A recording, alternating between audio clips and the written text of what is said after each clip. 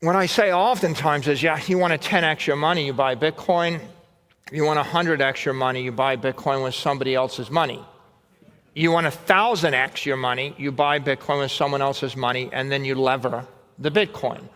And so my advice is, think about innovative ways to build the most powerful capital structure in the world. And that'll be the subject of my talk later today, while you're thinking about ways to actually build the most compelling transformational products or services in this world. And if you can't do that, at the very least, make sure that you yourself are 1,000 times or 1,000,000 times smarter, faster, stronger. Bitcoin surged to new daily highs above $104,000 on Thursday, rising over 6% this week as trade talks progress and key negotiations with China resume. Although it's up 9% in 2025, it's still trailing January's record high of $109,000. While Wall Street sticks to its safe, predictable returns, the crypto world is in pursuit of 100x, even 1,000x gains. And here lies the key difference. It's not just about buying Bitcoin, it's about knowing how to unlock its true potential. The shift from the ordinary to the extraordinary starts with understanding what drives these monumental moves. No one understands this better than Michael Saylor. The MicroStrategy founder didn't just embrace Bitcoin, he rewrote the playbook. His radical approach? Think bigger. Much bigger. Want to 10 times your money? Simple. Buy Bitcoin. Want to 100x it? Get creative. Buy Bitcoin with someone else's money. But if you're after the ultimate jackpot, that elusive 1,000x return, then you need to go all in.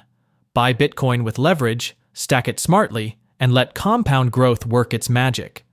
Saylor's message is electrifying. The future belongs to those who build unstoppable capital structures, who innovate fearlessly, and who refuse to settle for ordinary returns. Because in this new financial era, playing it safe is the riskiest move of all. If you're not positioning yourself at the forefront of this revolution, you're already falling behind. The real question isn't if you should act, it's how fast you can level up. We will now bring you more clips from Michael Saylor's explosive interview to gain more insight. Don't forget to like, subscribe, and enable notifications for additional in-depth content. Thanks for joining us again. Enjoy the video. You know, when the first chat programs came out, they were cute, and then they started getting smart. And when the first image generators came out, they were cute, and then they started getting smart, and then they started getting better. And I was drawn into the world because I wanted to be able to communicate messages. So first we would generate images, and eventually I found that computer-generated portraits of myself are actually better looking than I am. No. Actually, the more important point is, if you wanted to make a point, it was a lot easier to put myself on Mount Everest with a computer-generated image than doing it in the real world. We started to generate content much more rapidly. Then I realized I could use AI as an editor, and it became my editor. And you know, you want to make a sophisticated point, but you're in a hurry, and you have people say, "Do you run your own X account?" Yeah, I run my own X account. I create my own post, and it's like, well, aren't you worried about misspelling or mistyping, or like, is that the right way to use the hyphen? And I found, well, it'd be great if I had an intelligent editor, and I started using it as an editor. Then I realized, my job is to have an opinion on, does this bill influence Bitcoin and how? So when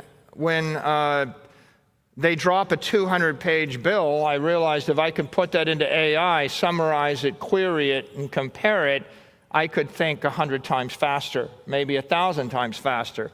And I began using AI to accelerate my ability to think. That's pretty important if there's 100 bills and someone wants to know, what about this, what about that, what do you think about that document?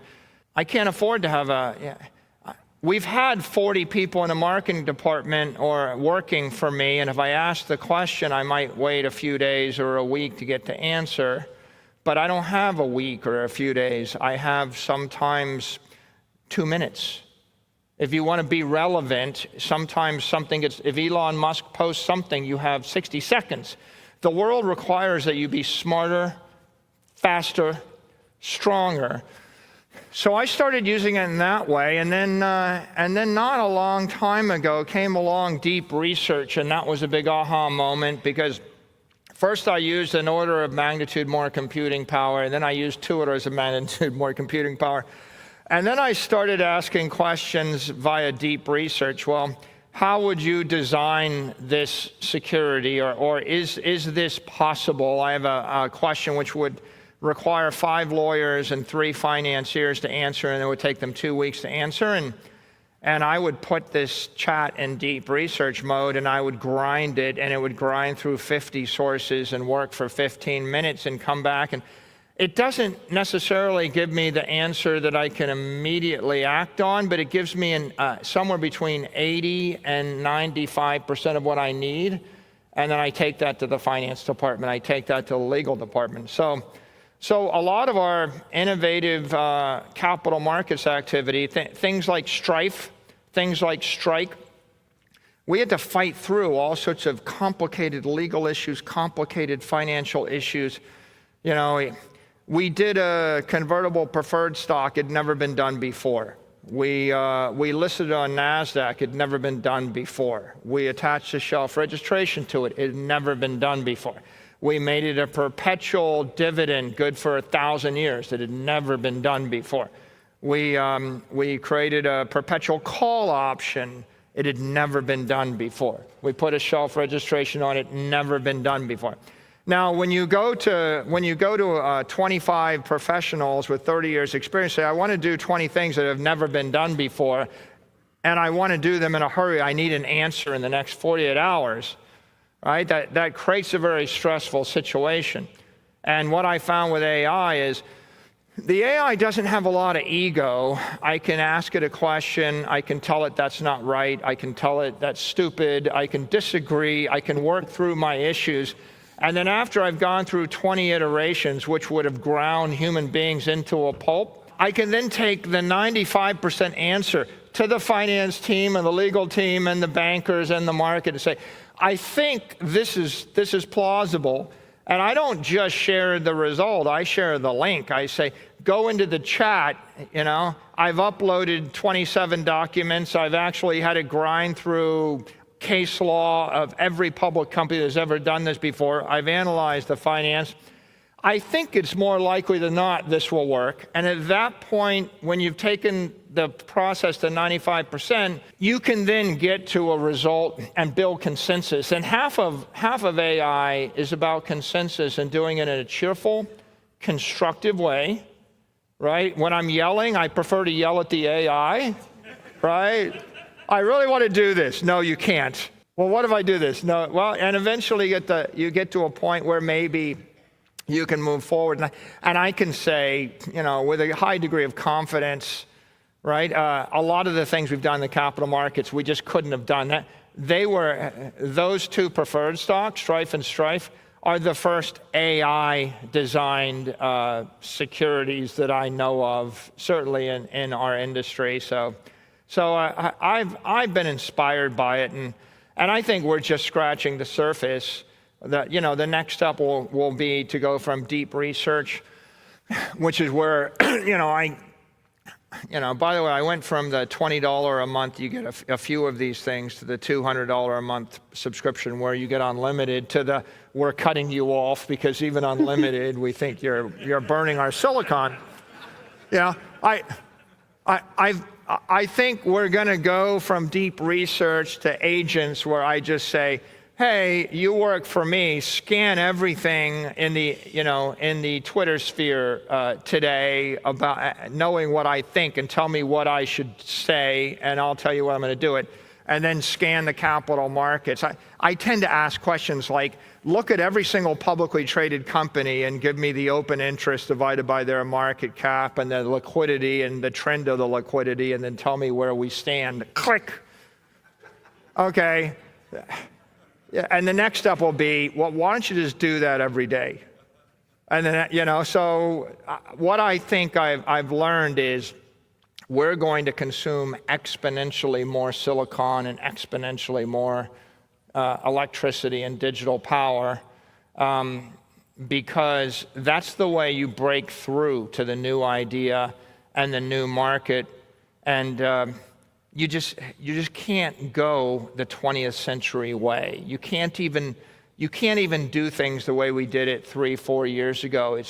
In the words of Magnus Carlsen, it's too weak, it's too slow. You have to be faster and stronger and smarter. AI has evolved from a novelty to a powerhouse, transforming how we work, analyze, and innovate. Imagine dissecting a 200-page bill in seconds, designing groundbreaking financial instruments, or automating market research with a single command. The edge? AI doesn't just assist, it accelerates, turning weeks of work into minutes. The future belongs to those who leverage it ruthlessly, crunching data, iterating ideas, and moving faster than the competition. According to Michael Saylor, the new economy runs on digital assets. AI as tireless labor, data as valuable property, and Bitcoin as sound capital. Robots handle physical tasks, while algorithms crunch real-time insights.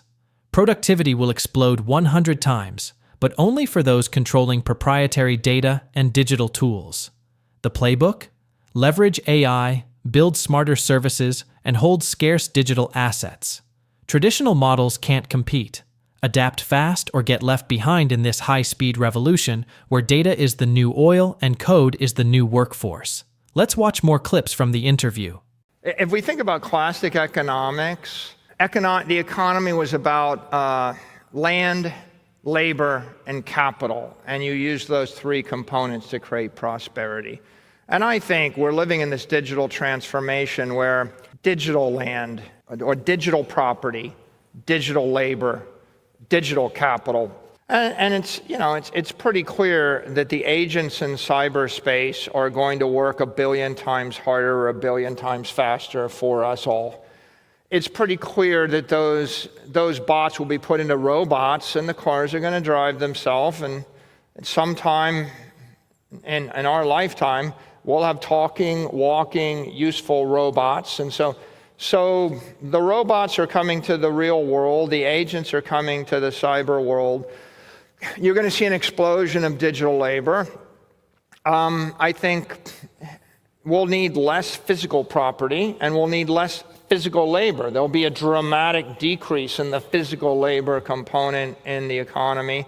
And of course, if the robots and the agents are doing a lot of work, they don't need as much real estate. They don't need as much physical property. What they do need? Digital property, intellectual property, right? So the access to proprietary data. Turns out that ask the AI a question, give me the 30-day call rate, selling call options at the money. And it's really good at calculating it, but it gets shut down if it's scraping a website. It needs a clean data feed. And so I'm either hyper intelligent or I'm stupid as can be. It'll give me the absolute wrong answer if it has to scrape a website, but it'll give me a perfect answer when I give it clean data. So digital property in the form of data feeds, what is the vector trajectory of every iPhone in the world right now? If you give that to the AI, you get some interesting results. What is the status, the open interest of every public company everywhere in the world right now? You'll get interesting insights. So I think the companies that have digital properties, right? It's not so much the Bessemer process for creating steel. It's not a static, know-how. The AI figures out how to do things statically pretty well. What it doesn't do is it doesn't figure out, how do I extract real-time proprietary data feeds? And so I think that the value of data, which all of our customers have, the value of proprietary data, is going to explode. And you got to think about, can I license my data to someone else so that they can plug it into an AI so they can change their product? And I think digital capital is, which is Bitcoin, is very important. When you come away from these things, you think, if I plug digital intelligence and digital labor into digital property. By the way, property is heterogeneous. There's 10,000 proprietary databases, just like real world property is heterogeneous. Tokyo real estate is different than New York. So digital property is a whole set of thousands of heterogeneous but very valuable things in the world. The digital labor and the digital intelligence, less heterogeneous. You know, there are going to be some monster models and everybody's going to use them. Digital capital, Bitcoin, homogeneous. You know, a Bitcoin is a Bitcoin, and what you're going to see is companies are going to create extraordinary products, extraordinary services. There's going to be a 100x increase in productivity. There's going to be a 100x increase in everything. We're going to produce more of everything in every way that everybody can imagine. If you're a corporation, if you're a private actor, if you're a capitalist, what are you going to do with that capital? You're going to roll it into Bitcoin. The AIs are going to want to buy the Bitcoin. The companies are going to buy the Bitcoin. The demand is going to be for the most scarce, desirable, liquid, fungible capital asset. And so the explosion of productivity with digital property and digital intelligence and digital labor will create an explosion in demand for digital capital. And I think all of those are just mutually beneficial trends. And if you're a company, you just want to figure out how your shareholders benefit, how your customers benefit, how your employees benefit from this trend. Other than buy Bitcoin, what advice do you have for folks here who want to transform themselves and their companies? I think, you know, it's pretty clear. You want to harness digital intelligence and harness digital capital to drive your costs down, drive your productivity up, improve your products, improve your services. You want to look for that revolutionary new product. You want to look for that revolutionary new service. You want to improve your securities. You want to revolutionize your capital structure. The cryptocurrency market is witnessing a remarkable shift as institutional adoption accelerates. Jeffrey Kendrick, Standard Chartered's head of digital assets, recently made waves by suggesting his $120,000 Bitcoin price target for Q2 2025 might be too low, an extraordinary admission from a traditionally conservative banking analyst. This bullish revision comes as Bitcoin reclaims the $100,000 level, with U.S. spot Bitcoin ETFs absorbing $5.3 billion in just 3 weeks. This institutional frenzy echoes Michael Saylor's persistent advocacy for Bitcoin as digital property in the new economy. Just as Saylor's MicroStrategy has pioneered corporate Bitcoin adoption, we're now seeing sovereign wealth funds and major institutions following suit. Kendrick notes the market narrative has evolved from Bitcoin being a risk asset to becoming a preferred vehicle for capital reallocation, particularly away from traditional U.S. assets. The implications are profound. With limited Bitcoin supply and growing demand from both institutional and retail investors, the $120,000 projection may indeed prove conservative. Kendrick maintains his $200,000 year-end target remains viable, especially as Bitcoin's correlation with traditional risk assets continues to weaken. As the digital economy matures, Bitcoin is cementing its position as the hardest form of money in an increasingly AI-driven financial landscape. For investors, the message is clear. In this new paradigm, underestimating Bitcoin's potential may be the greatest risk of all. The only question remaining is not if Bitcoin will reach new highs, but how high it can ultimately go. As we wrap up, do you think AI will make Bitcoin even more valuable? Why or why not? Let us know your thoughts in the comments below. Share this video and hit the like button. Thanks for watching, and don't forget to like and subscribe.